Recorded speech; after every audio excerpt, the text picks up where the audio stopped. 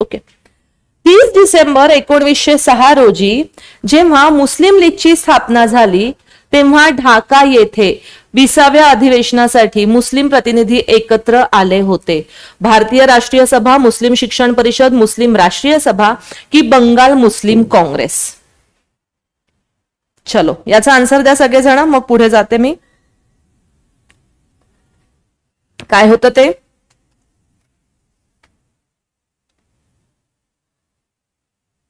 तर आन्सर आहे याचं येस, बी. अगदी बरोबर आहे स्वाती.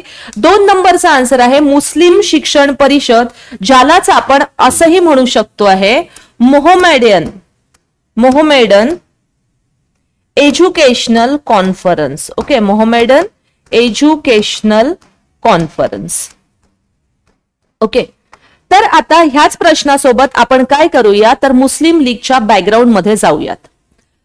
सर सय्यद अहमद खान असं व्यक्तिमत्व होतं जे म्हणायचे हिंदू आणि मुस्लिम हे काय आहेत, हे या भारताचे 2 नेत्र आहे, ज्यांनी सुरुवातीपासूनच म्हणजे एक त्याच्याही आधी आपण एक गोष्ट बोलूयात की 1857चा जो उठाव झाला, ह्या उठावामध्ये काय होतं तर हिंदू मुस्लिम खांद्याला खांदा लावून ब्रिटिशांच्या विरोधात लढले. कंडिशन अशी झाली होती की ब्रिटिशना मुस्लिमांकडे, आणि त्यामध्ये मुस्लिम जास्त इन्व्हॉल्ड होते, आणि मग ब्रिटिश जे होते ते मुस्लिमांकडे शंकेच्या नजरेने बघायला लागले होते की नाही हे उठाव करतात, बरं हे उठाव करतात, आणि त्यामुळं कुठंतरी त्यांना मुस्लिमांपासून धोका देखील वाटायला लागला होता. ठीक आहे. आणि त्यानंतर 1860, 67, 65 पर्यंत कुठलंही काहीही वातावरण ढवळलं नाही किंवा अशा पद्धतीचा हिंदू मुस्लिम जो वाद आहे तो आपल्याला दिसलेला नाही आहे. ओके, मग झालं असं की 1885 मध्ये राष्ट्रीय काँग्रेसची स्थापना झाली. तिथं सेफ्टी वॉल म्हणून झालेली होती. ओके, राष्ट्रीय काँग्रेसची स्थापना ही सेफ्टी वॉल म्हणून झालेली होती. आणि मग त्यानंतर ज्या वेळेला ही राष्ट्रीय काँग्रेस काही राजकारणाचे प्रश्न करायला लागली होती किंवा भारतीय राष्ट्रवाद तिथे तयार होताना दिसत होता, कुठंतरी मग ब्रिटिशांना ही गोष्ट खटकायला लागलेली होती की नाही इथे ही जी राष्ट्रीय काँग्रेस आहे ही स्ट्रॉंग होत चालली आहे आणि कदाचित ही काय होऊ शकते आहे तर आपल्या विरोधात देखील कार्य करायला लागली होतीच, पण ती वेगळ्या पद्धतीने अर्ज आणि विनंत्यांच्या माध्यमातून होतीच. ओके, आणि मग या सगळ्या गोष्टी कुठेतरी त्यांना एक लक्षात येत होतं की या कंडिशन मध्ये आपण काय करू शकतो तर जे अल्पसंख्याक असलेले मुस्लिम आहे ह्या मुस्लिमांना जर आपण जवळ केलं तर डेफिनेटली हे आपल्यासाठी जास्त फायदेशीर राहू शकतात, आणि म्हणूनच त्यांनी फोडा आणि राज्य करा हे जे तत्व होतं हे येस असंतोष कमी करण्यासाठी त्यांनी ते अवलंबलं. ओके, तर ही झाली ब्रिटिशांची नीती. पण सर सय्यद अहमद खान जे आधीपासनं म्हणजे कुठेही त्यांच्या डोक्यामध्ये हिंदू मुस्लिम असा संबंध आला नाही, किंवा ज्या वेळेला त्यांनी अलीगड या ठिकाणी कॉलेज सुरू केलं ना तर ह्या कॉलेजला देणगी हिंदू मुस्लिम सगळ्या जमीनदारांनी दिलेली आहे.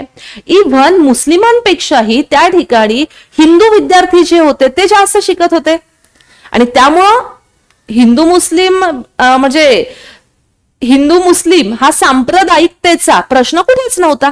ओके, मग झालं असं की या सर सय्यद अहमद खानच्याच महाविद्यालयामध्ये एक प्रोफेसर बेक नावाची व्यक्ती होते, आणि ह्या बेक यांनी काय केलेलं आहे तर सर सय्यद अहमद खान यांचं जी मानसिकता होती त्याला चेंज करण्यास सुरुवात केलेली आहे, आणि त्यांच्या विचारसरणीमध्ये फरक पाडण्यास सुरुवात केलेली आहे. त्याला काय म्हणूया आपण माइंड वॉश करणे म्हणतो ना एखाद्याचं, तर ते ब्रेन वॉश करण्याचा जो प्रयत्न आहे तो बेक यांनी केलेला आहे, आणि तिथूनच सर सय्यद अहमद खान यांची पूर्ण मानसिकता बदलून जाते आहे.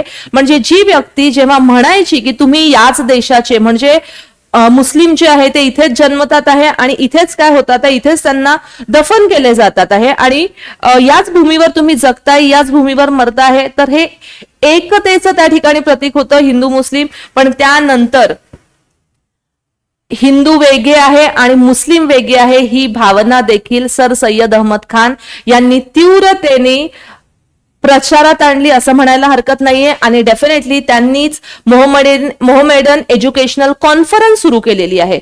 ऍक्च्युली त्यांचा जो मेन उद्देश होता तो असा होता की जे भारतीय मुसलमान आहे हे शिक्षणापासून वंचित आहे आणि त्यांना शिक्षणाच्या प्रवाहात आणायचं, त्यांना ब्रिटिश किंवा आपण म्हणूया की फॉरेन जे शिक्षण आहे त्या प्रवाहात आणण्यासाठी अशा पद्धतीचं कार्य सर सय्यद अहमद खान यांनी सुरू केलेलं आहे आणि त्याचसाठी ही मोहम्मडियन एज्युकेशनल कॉन्फरन्स सुरू केलेली होती. ओके, पण त्यानंतर आणि त्यांनी ना अजून एक गोष्ट बोलले होते. ती गोष्ट अशी होती की मला या ठिकाणी म्हणजे या मोहम्मडियन एज्युकेशनल कॉन्फरन्स मध्ये पॉलिटिक्स बाबत कोणतीच चर्चा नको आहे. हा सर सय्यद अहमद खान यांचा आग्रह होता. ते पॉलिटिकल गोष्टीवरती बोलू देत नव्हते कारण की त्यांना ब्रिटिशांकडून कोणताही विरोध नको होता, त्यांना ब्रिटिशांचा सपोर्ट हवा होता मुस्लिमांची कंडिशन ग्रोथ करण्यासाठी. कारण की सर सय्यद अहमद खानला एक भीती वाटायला लागली होती की इन केस जर ब्रिटिश इथून चालले गेले आणि सत्ता बहुल म्हणजे मोठ्या संख्येत असलेल्या हिंदूंच्या हातात गेली तर मुस्लिमांचं काय, मुस्लिमांवरती अन्याय होईल किंवा मुस्लिम हे दडपल्या जातील, ही भावना त्या ठिकाणी नक्कीच होती आणि त्यातून ह्या पुढच्या सगळ्या गोष्टी आपल्याला दिसून येतात आहे. ओके, तर पुढे जाऊयात मग आता आपण. इथपर्यंत लक्षात ठेवा 30 डिसेंबर 1906 पर्यंत, की सांगू पुढची गोष्ट, सांगून देऊ, इथेच क्लिअर करूया. मग एक बॅकग्राऊंड असं होत आहे की मुस्लिमांना असं वाटत आहे की हा काँग्रेसमध्ये काय तर हिंदू जास्त आहे म्हणजे त्यांना त्यांच्या समस्या मांडण्यासाठी एक प्लॅटफॉर्म मिळालेला आहे, आम्हाला आमच्या समस्यांसाठी कुठला प्लॅटफॉर्म आहे तर कुठलाच नाहीये, मग आम्ही काय करायचं. आणि 1905 मध्ये जे लॉर्ड कर्झननी बंगालची फाळणी घडवून आणली होती त्यानंतर तर डेफिनेटली मुस्लिमांमध्ये ही भावना काही मुस्लिमांमध्ये वेगळं होण्याची जी भावना आहे ते तीव्रतेने तयार झाली होती, पण वेगळ्या राष्ट्राची भावना नक्कीच त्या ठिकाणी नव्हती. ओके, वेगळ्या राष्ट्राची भावना अजूनपर्यंत पण आलेली नाहीये. 1930, 33, 37 नंतर ती तयार होते आहे हे आपण बोलू शकतो. ओके, तर झालं असं होतं की 3 ऑक्टोबर म्हणजे स्थापनेबद्दल सांगते आहे आता. 3 ऑक्टोबर 1906 ला आगा खान व लॉर्ड मिंटो यांची बैठक कुठे होते आहे, यांची बैठक शिमला या ठिकाणी होते. आणि त्यावेळेला मग आगा खान आपलं म्हणणं मांडतात आहे की आम्हाला आमच्यासाठी काही जागा हव्या आहेत आणि आमच्यासाठी एक प्लॅटफॉर्म हवा आहे की ज्या प्लॅटफॉर्मवरती मुस्लिम लोक आपले जे काही प्रॉब्लेम्स असतील ते डिस्कस करतील किंवा शेअर करतील आणि त्यातूनच पुढं मुस्लिम लीगची स्थापना झालेली आहे. जरी सर सय्यद अहमद खान यांनी सांगितलं होतं की मोहम्मडियन एज्युकेशनल कॉन्फरन्सच्या परिषदेमध्ये या पद्धतीने म्हणजे पॉलिटिकल वरती कुठलंही भाष्य करायचं नाही, तर जे तरुण लोक आले होते, हे पण गोष्ट समजून घ्या, पुढच्या प्रश्नाशी निगडीत राहते. जे तरुण लोक आलेले होते, जे विद्यार्थी वर्ग आलेला होता, ह्या विद्यार्थी वर्गामध्ये नियर अबाउट 3000 विद्यार्थी होते आणि त्यांचं म्हणणं होतं किती दिवस चूप राहायचं आहे.